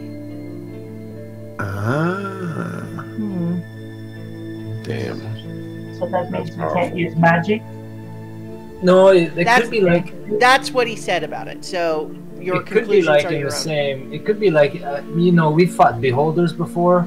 You know how in the same vein as like when you're standing in the eye of the beholder, there's that anti-magic area where we can't use magic. It could be something like that. That's also where Where- beauty is. Yes, that too. Yeah, Yeah, man. So I don't know. I mean, So are you saying we put Ket in its sights? hey man, I'm willing to sacrifice this beautiful self if that's what it needs to be. For you, Nira. Oh, right. Nobody has to sacrifice themselves. We just have to. So we won't be able to use our magic attacks against it. It doesn't mean Oh. that. It, No, it no, might be yeah. able to shred it off or shake it off. Sure, yeah, it might have some sort of magical armored defense that has a weakness. So Right. we'll just have to. I I'll don't bring. It may dispel things or I need some stone know. Stone. so I can bring Ed. Oh. Well, good luck Hmm. with that. Yeah. All right. Does your axe's feature say it has to come from stone, or are you just kind of I saying cast something? the spell, and you have to. I think you tap it with stone in order to make the spell happen, Oh, and it emerges from stone actually as well. Hey, Mr. Thank guard there, man. Do you guys have any rocks or anything like that on board? why? My buddy here, Alaric, he's a dwarf, and it's sort of like his security blanket because he comes from the mountains of stone and rock, and it just kind of helps him sleep. He looks unsympathetic. Yeah. So the spell itself is you choose an area of, in this case, Earth that fills a 10-foot cube Okay. within range. So All right. I didn't even realize that it would. I mean, if I would have assumed you just kind of conjured it like any other conjuration spell. I mean, Now's because not the it just time feels to be like technical. like air and fire. Like, is there have to be fire in the area to do cast Yeah. conjure fire elemental? yes, Oh, interesting. choose an area of air, earth, fire, or water. Okay, well, yeah. In that case, Now you get technical. Now we play by the rules. I don't know what this anti-magic thing will do to me. I don't know whether the axe will be disrupted. I don't know whether all of my defenses won't work, but I'm going to still try them all. Maybe it has a limited focus. If I can get it to focus on me, maybe the rest of you will be unaffected, or vice versa. Certainly. I do know how to fire an arrow that doesn't necessarily use magic. True. And Nirakina, though, and Cat are beings of magic. Although I've Yeah, seen but- that wield that sword of his. Yeah. Doesn't Mira have like some kind of hammery, smashy thing sometimes? Man, that Pull out the warhammer. You mean this? Yeah. I mean, we can live our lives without using magic if we have to. I'd still rather have more magic than less. Yeah, man. We're not beating this thing in hand-to-hand combat. Well, Claw combat, whatever. Sure, we can. All right, so here's a brief question for you guys. This is a meta table talk question, which is just that we're not quite at 2 hours, but this could potentially be a long combat. So if we were to start it tonight, that would potentially make us run longer than usual. So I don't know how you guys feel about that. I think we should save it for next week. Yeah, I can't run longer than usual. I need to sleep. yeah. Oh, that's totally fine. It's why I Yeah. asked. But if anybody has any character scenes, that might be Yes, I have stuff that I was going to do, but I was potentially thinking if we wanted to try to run the combat, I would maybe keep my stuff shorter. But yeah, okay. Oh, that's fine. We could also mention in the chat, if anybody's watching, that you will have an opportunity at the end to potentially ask us questions. There's not been any. Yeah, Yeah, I haven't no seen more anyone chat in tonight. not much activity in the chat tonight. Is there like a playoff game tonight or something? I thought I had a couple people who were going to join tonight, but I don't know if there's a glitch or anything. But well, we'll see. People are busy. But in the event, yeah. So you guys discussing strategy? Are you having any other, other scenes before you try to go to bed? Are you like setting watches? What's the plan? I don't feel a need to have a watch. I think we're pretty cozy. Well, I mean, Yeah, like, I with mean- prisoners, I don't think they're gonna. Well, I mean, I don't entirely trust them, but at the same point, I don't. It does feel think- like if they wanted to kill you, they could do so Yeah. pretty easily. Yeah. I mean, Yeah, I think the Queen is our watch. Similarly, I don't think.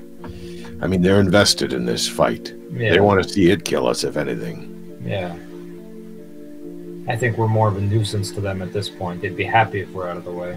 I don't think we have to go that far down. I think that we have something to offer to them, and they know it. It's just hard to convince them, and they have to come out looking like they're winning anyway. That's Supreme Commander, man. He's a bit of a hard ass. That's how you become Supreme Commander, I think. The only real sticking point is that whole control issue. Yeah, I mean, they want to control the tree. They're not seem willing to budge on that whole point, That's unlikely to be our issue anyway. Frankly, if we save the tree, maybe the universe can just take care of itself at that point. Right. Yeah. I think there are other forces at play that would not let them control the tree, Probably. I don't I know. mean, that's assuming that everyone survives the Marut. I mean, how many Githyanki can they throw at that thing before they're like, wow, this was a bad idea? And I don't know if the Marut is a singular thing or if there's more than one, but those who put it there might decide to intervene themselves. That might not be our problem. I am slightly concerned about the consequences of mentioning that codex. Yeah. Did you see the Queen's reaction to that? That was- I've- You I guys know that technically look. didn't even I've had mention that it. look. You mentioned the book, and then she's the one that said the name. Mhm. Yeah. She I knew mean, if there's exactly any- what it was. Yeah, Does maybe any- not opening with where the things were, but Well, just the if fact that there's- we knew of such things. If there's anything in opposition to the Queen who wants to know it all, it's the dragon who wants to keep all the secrets to itself. Yeah. Yeah, I that's think true. that those two could have an interesting head-to-head. They got paid tickets for that. So, I probably should have said this before, but I'm a little hesitant to accept anything from her. A trade is one thing, but even Alaric knows their gifts are not gifts. What do you mean, even I a didn't know lark? she was I picked that up a operating. long time ago. I'm not an idiot, you know. I didn't. Yeah, Why Nira. are you so touchy? What is Alaric it? is not- The last few days Alaric you've been is so a grouchy. perfectly fine gentleman. What was that discussion in whatever language that was? Why did you need to talk to her in that language? It was Sylvan. I was trying to appeal to a sense of civility. No. Two of our party were a bit affected by her aura, so I thought maybe being polite and nice was the better way to go. And it worked. You did a wonderful job. Didn't she do a wonderful job, Alaric? Yeah, it worked. Yeah, yeah. It was a good idea. Also, you're welcome. Yes, thank you, Nira, very much. You're a very good cleric. Yeah. I don't know that I'd go that far, very but- happy. about Yeah, that. I'm tired. Yeah. Alaric, maybe you should get a nap because I don't. You just seem there's something off. He needs to eat the Snickers. It's because he skipped breakfast. Is it because you skipped breakfast? We don't need to eat here. That's not a thing. Although technically you had stayed the night in the mansion, so you would have gotten hungry. Mm. I ate way too much a little while ago. I'm still He's digesting still that. full from chicken. He's got the indigestion. There's a chicken bone caught in So his- much chicken. That sounds like an interesting story. I didn't hear that part. Yeah, Oh, that's no, right, it wasn't- nothing to hear. I forgot that was fake Nero. She's gone now. For now. Hopefully. Hey, Alaric, remember that time you cut the head off of Jinxie? That was a good time. Maybe we could go into the 9 house and kill her before she comes back. You know, once all this is said and done. I will Wow. briefly say that, although I certainly understand why it would be, the 9 hells is, as being that's not from this campaign.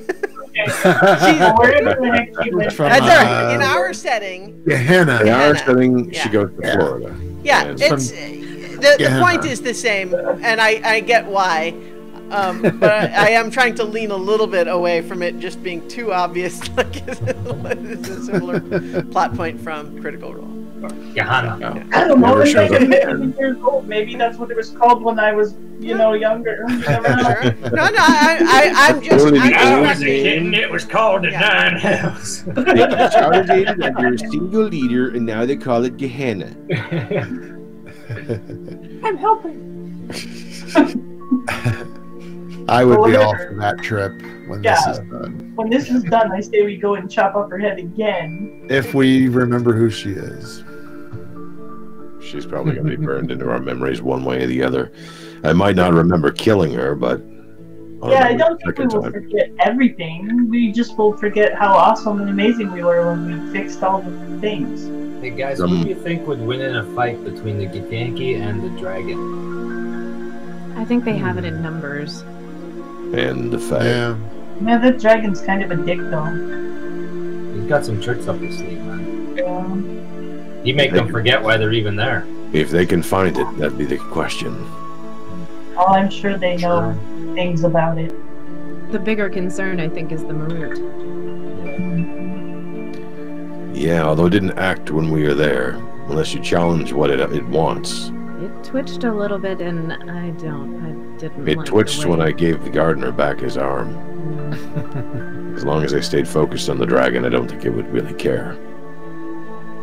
But Yeah, but if they try to use the tree, that's what will trigger it.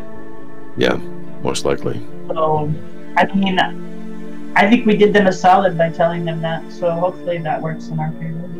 Although, yeah, they are so mental focused that it would be very interesting. We haven't seen the Marut fight. All we've seen it is a very scary looking statue off to the side. At this point, there's a knock on the door, and it is one of the Githyanki warriors returning your scale from the Gemstone Dragon. But he basically just says, "Here you go," and then leaves. Oops. Thanks, man. Well, I will say this for the Githyanki. They are a people of their word. There's an honor in them. That's true. Seem to be. Yeah, man. Honor amongst thieves. I don't think of them as thieves. Yeah, the whole warrior knight class. Don't think of them as thieves. They like go and pillage places and steal their everything, and then That's go the and do whole- it again and That's the again. whole MO, man. I know, but they don't hide what they do. They don't hide what they are. They're more like Honorable thieves. That's what I said. I was gonna go more like an avalanche. And like pirates. Do you think we should have told them where it was specifically we saw the elephant? Not yet. I don't think we could have told them. The place where we saw them, we sealed. Or you sealed.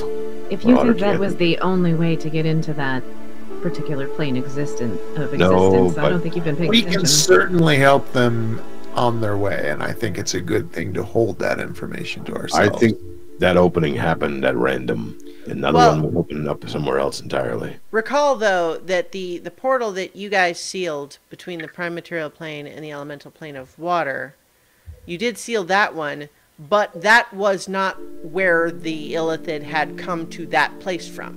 Right. Didn't we seal that one too, though? It seemed to remember doing it. I think The one you that did, was in the plane of Yeah. water. Yeah. Yeah. Because I But- banished that one and then like But also, like what you learned in your legend lore about like what the nature of the Illithid were, like they were planar travelers before. Right. But I think that makes it easier for them. And to know they're on the move. Maybe we should have just told him where Zorak was. He's nowhere. They can stay there. We not talk about him right now. Yeah, I don't think they'd have any interest in him.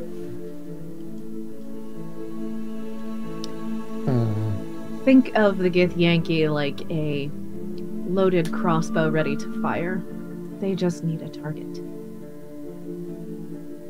Yeah.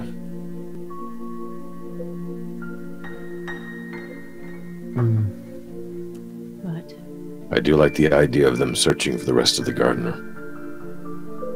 Yeah, that's that's something that they could do that I don't think we have the time for. no. But it is an important thing that needs to happen. It is. And it's in their self-interest, at least for the moment, to do so. If we can at least set them on that path, I think we can have some reassurance that it's being taken care of while we go and do other things. Can't solve all the universe's problems after all. Gotta pick a list. Too long. Though it has seemed like we've been trying lately. Yeah, man. It's been a long haul, eh? I can't imagine what it's been like for you guys. I mean, we just, jumped in here with you, man, but you guys have been at this for a while, you know? A long time. Yeah. Actually, I don't think we ever told them about the time when we first came out of the cave and we went down to Gorn, and somebody had the brilliant idea to entertain the townspeople. Who was that? Was that you, Archie? Did you? Mugen, our friend Mugen, as you can imagine. Wait, was it his? I don't remember, but It was because I'm a terrible cleric. No. But yeah, it seemed like a really good cover if we It were an was. acting troupe because, we're a little conspicuous. That area of the world does not very cultured. It wasn't a very diverse population. Yeah. But I think what I remember most about it is that it's one of the few times that sticks out in my memory that I can remember people smiled to see us. And we're happy. Not because we were leaving, but because we'd come. Yeah, I noticed that people don't really smile when we show up in places with you. Villanocto's pretty happy when we turn the army away. Well, it has been a minute Hobgoblin since army. we've been there. There's no telling what's happened since we've been gone. Oh, I can't imagine the Pashmian, Are we supposed to go see the Emperor? I mean, it was a polite request at night point. I wonder what the people we've known are up to. If they're safe. Carrot and Stick and all the rest. Andrew. Well, I Andrew. guess we just have to survive this, and then we can find out. I think I'd like to see a few more smiles when this is all over. It's hard to smile. It's not easy. But if we can't, then what's the point of all this, right? There has to be something to look forward to. It's not necessarily about us having what we want, but doing what we need to. But if there's no reason to keep going, to keep fighting, it just strikes me as it being pointless to doing it at all. I'm not the most positive person out there, but what we're doing is hard. It's necessary. But why? You say that all the time, but why is it so necessary for you? Other than you're saving the rest of the world, what other reason keeps you motivated? Maybe there's a place on the other side. Space where we all can just live and be. Maybe then happiness can be something we can hope for. Right now, it's too far away. You don't think that it's because deep down you're all selfish?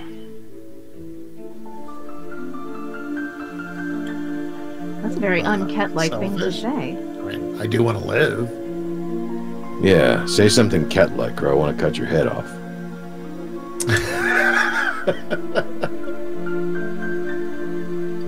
Never mind. No, really. What Why did you did mean you by say that? that? It's not the time for that. It's okay. Forgive me. It's been a long day. I'm just tired. But you can't just say like everybody's selfish and then just go, oh, never mind, I'm just kidding, I'm going to bed. Goodbye." No. I spoke out of turn, but I did not mean it. It's okay. Tell me a knock-knock joke. Knock knock. Who's there? Which? Which who? Which one of you is gonna bring me a damn sandwich? I'm hungry. All right, that wasn't funny, so it's definitely him. Oh! Besides, weren't you just telling me you don't need to eat? What do you want a sandwich for? You wanted a joke, man. I told you a joke, man. It doesn't have to be like, you know. Didn't even make sense. I mean, Oh my god.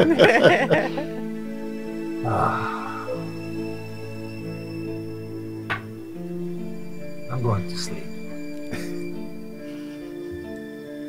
Is everyone turning in? Yeah. Yeah. We'll spend the time we're talking to shuffle some attunements. Well, so as you all turn in for the night, Kat, Yeah. you realize that you're back home. You're in the city, but not the way you last saw it, with that strange amber coating on everything. It's a living city. It's there. The tree is healthy above in the sky. There's a nice breeze coming through on the air, which keeps the heat of the outside desert circulating. There's kids playing, in the street. Vámonos, children. Vámonos. You're just making your way through the city. Where are you going? Oh man, I'm going to Cadence's house, man. Yeah? Yeah. I want to see my old friend Cadence. So you head in that direction, and there are wonderful cooking smells coming from the house. And as you are making your way inside, Cadence is in there, and she's excited because she's planning out your next excursion.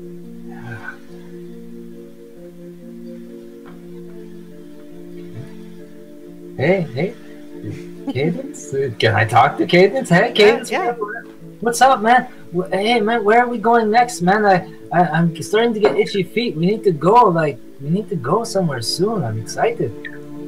So, the two of you just enjoy the planning and the just small talk and chit chat, the excitement, the anticipation of setting out and traveling together. Yeah, my tail's wagging like crazy. Alaric, you are back in school as a boy, and you realize that you had forgotten some things that were important, but now that you're back in the classroom, you realize, oh well, it's fine. You're doing okay. You know what you need to do. Sometimes you feel like there's a lot of pressure put on you by your family and your various responsibilities. But sometimes you just feel like when you're at school, with the other dwarf children and you're learning about the bigger world, you just can find yourself aware that there is more than just this mind to live in. The mind is not a bad place, but there's more than that. And it gives you a sense of perspective that helps you get by when you feel like there's too much pressure. What are the sorts of stories that you most enjoy kind of escaping into? Oh, wow. Geez. Invent and acquire dwarven childhood. All right. Probably tales of brave adventurers. The ones who they make statues to. The ones who they name ales after. The ones who people make tapestries and illustrate their stories. The people who made a difference. The people who are remembered through eons for what they've done. Probably those big stories. It just creates this epic span of history that makes you feel like you're very small, but in a way that in a good way, not in an insignificant way, but like you're part of something that's so big and just spans this epic, history that brings everything together. Everything's connected. Archie. It is it's a day, it's an afternoon, late in the summer.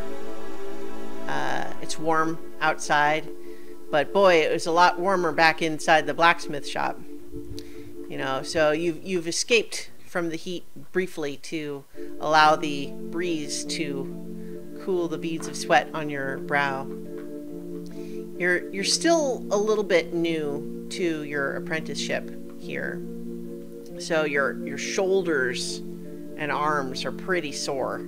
It's hard work, but you feel good. You feel like it's really nice to be able to make something and then hold it in your hands afterwards, and you feel the solid iron of that horseshoe or that pick, and it's like this exists because you made it. You made something exist that didn't before, and it's very satisfying. What was your latest project that you're kind of thinking over at the moment? I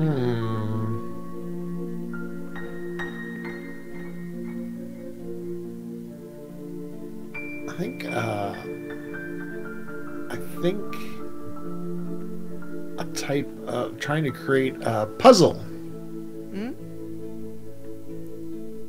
It's like trying to come up with something that'll stay together when it's supposed to and only come apart in a certain way. I think your master, as in, you know, you're an apprentice, the blacksmith you're training under, suggested this as a way to really improve your sort of fine detail work, because, you know, it really, it's very small shapes, but it very much matters the precision of the shape, and yet there's a creativity to it too, and the meshing of the creativity, the novelty of making something that's just for fun, meshing with the skill and the craft of refining it and shaping it, cooling it. Very satisfying.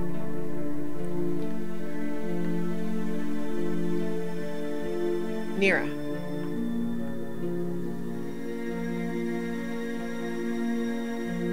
You have snuck out again. You're, you know that of all your various tutors, there are some whose lessons you don't mind so much. And there are some of the tutors you don't mind so much. But boy, today, it's the worst one and the worst subject. What are those? Why is this tutor so awful, and why do you hate this subject so much? This tutor is very, very, very preachy, and is always going on and on about the various, let's see, not rituals, but the various ways that our people shows fealty and expresses devotion to Rushama. And it's always so dry, and it's just like, this is the way it's always been done, and this is how you have to do it. This is the way we do it. Right. And there's no choice in it. So. Right. Bored. The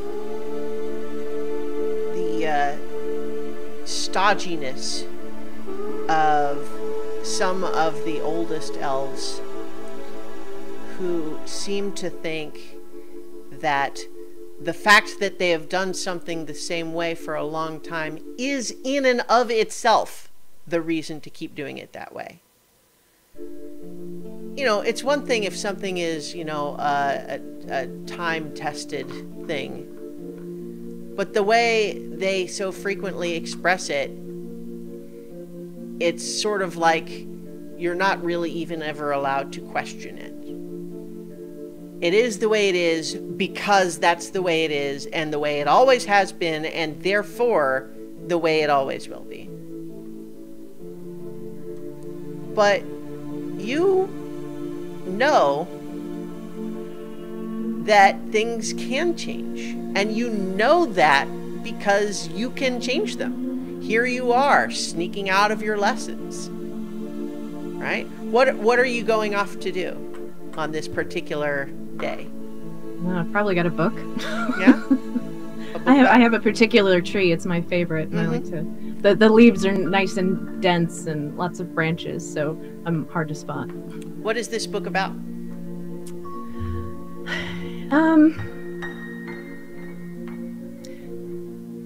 Myths and legends. Like, not fairy tales, because they're sort of based in truth, because that's, you know, how things roll around here. But there's a flair to them that's always been a little appealing. It's people going and doing bigger things. And is it maybe always fiction?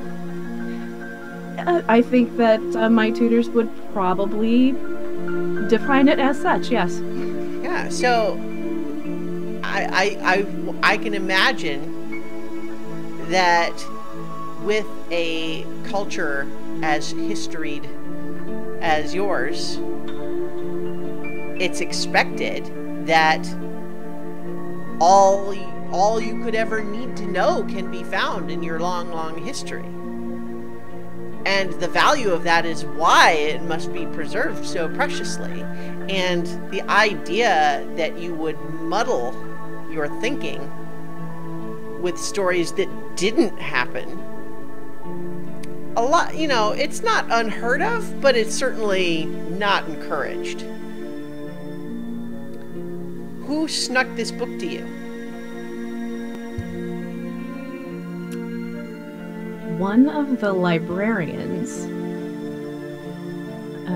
noticed me poking around in that section and chased me out, but kind of gave me a wink. Mm-hmm. Very nice. And it mysteriously came into my possession. Cadence. You're climbing. You're still very little. Maybe not even 5. And you're climbing something you're not supposed to be climbing. What is it? There's like the chimney on the outside of our house. Mm-hmm. Climbing up onto the roof. Yeah? Is this something you do all the time, or is this a new adventure? No, it's something I do all the time. Yeah.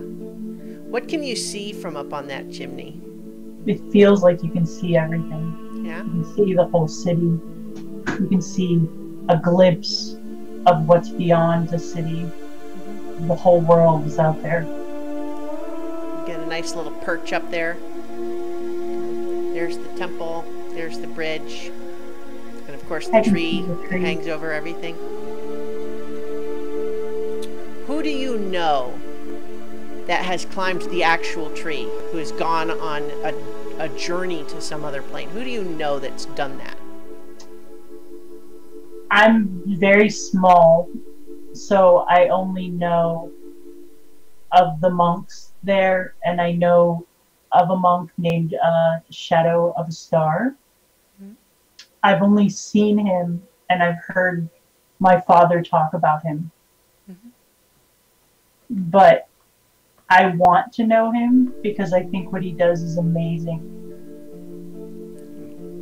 And you know, like, you're excited by the prospect of all these stories, but you know you're not big enough yet.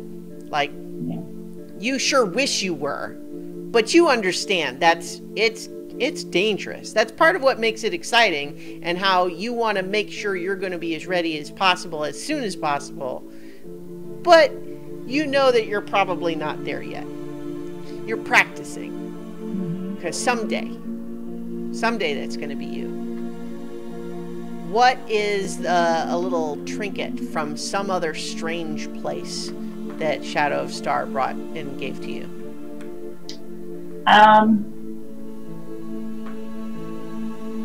He brought me a shell from another plane of existence that looks so different than anything I've ever seen before. Its weird iridescent colors are unlike the shells I've seen from our own world. Mm-hmm. And it almost glows in the moonlight. So I like to keep it with me at night when I'm sleeping. Mm-hmm. And I carry it with me everywhere. So you're sitting up there on your perch, and then what you hear is your best friend singing a song about how silly you look up on that top of the chimney from the ground. I just peek down over at him, and I just say, well, maybe you should come up here and look silly too. Don't be afraid, come on. I think he thinks that seems like a fine idea. And so as you're kind of peering down, looking at him, you realize that the sun is a little bright in your eyes, and you're having to shield your eyes just a little bit. Marquette, as you're making your plans with Cadence in her kitchen, you realize that you've been talking much longer than you thought. It's already almost nighttime, and you can tell because the sun has dipped low enough that it's shining in through the window and kind of, it's bright in your eyes a little bit. Alaric, you are reading about a desert on the surface, and the descriptions of the sky are just incredible. It's something that feels still so foreign to you, and yet the description makes it feel like you can feel, it makes it seem like you can feel the sunlight on your forehead, so bright that you can hardly see. Otterkey, as you look down at this puzzle that you've created, polishing it to a glossy finish, you realize that you have polished it smooth enough because now it is reflective enough to glint the sunlight into your eyes. Nira, you got so caught up in your book that not only did you miss this one particular tutor's lessons, but you missed dinner, and you hear your mother calling for you. And as you peer up out from the tree, you realize the sun is setting and it's bright against your eyes. And you all wake up.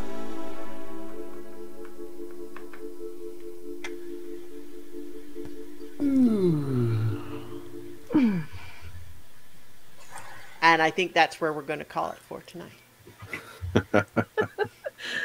That was nice. I like that. That's so sinister.